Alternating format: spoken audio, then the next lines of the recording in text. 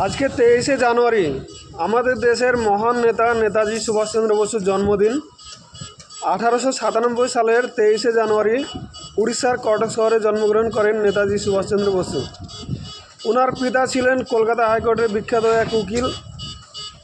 তো সম্ভ্রান্ত পরিবারে জন্মগ্রহণ করেছিলেন নেতাজি সুভাষচন্দ্র বসু, সেই জন্য তিনি ছোটোবেলা থেকে উচ্চমানের স্কুলে পড়াশোনা করেছিলেন এবং পরবর্তীকালে তিনি লন্ডনের বিশ্ববিদ্যালয়ে পড়াশোনা করে উচ্চশিক্ষায় পাশ করে দেশে ফিরে আসেন এবং সেই সময়ের ব্রিটিশ আমলে সবচাইতে বড় চাকরি পেয়েছিলেন ইংরেজদের অধীনে নেতাজি সুভাষচন্দ্র বসু। কিন্তু ব্রিটিশ শাসনে তিনি চাকরি করতে পছন্দ করেননি এবং সেই চাকরিকে তিনি ছেড়ে দেন, গ্রহণ করেননি। তারপরে তিনি ভারতীয় কংগ্রেসের সঙ্গে যুক্ত হয়ে যায় দেশের স্বাধীনতা সংগ্রামে। বিভিন্ন পর্যায়ে ভারতের স্বাধীনতা সংগ্রামের সঙ্গে যুক্ত ছিলেন এবং পরবর্তীকালে মহাত্মা গান্ধী এবং নেতাজি সুভাষচন্দ্র দুজনের মতের মধ্যে মিল না হওয়ার কারণে দুজনের আলাদা পথ হয়ে যায়, কিন্তু লক্ষ্য একটাই থাকে, সেটা হলো আমাদের স্বাধীনতা কিভাবে অর্জন করা যায়।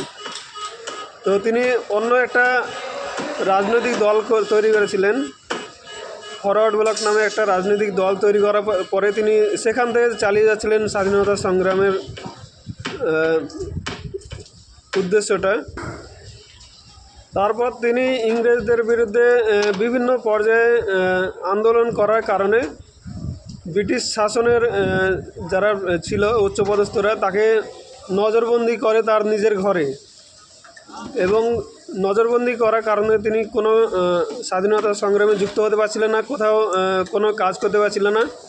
তো একদিন হঠাৎ করে তিনি রাত্রিতে তার ঘর থেকে চলে যায় এবং মায়ানমারের পথ হয়ে জাপান পৌঁছে যায়।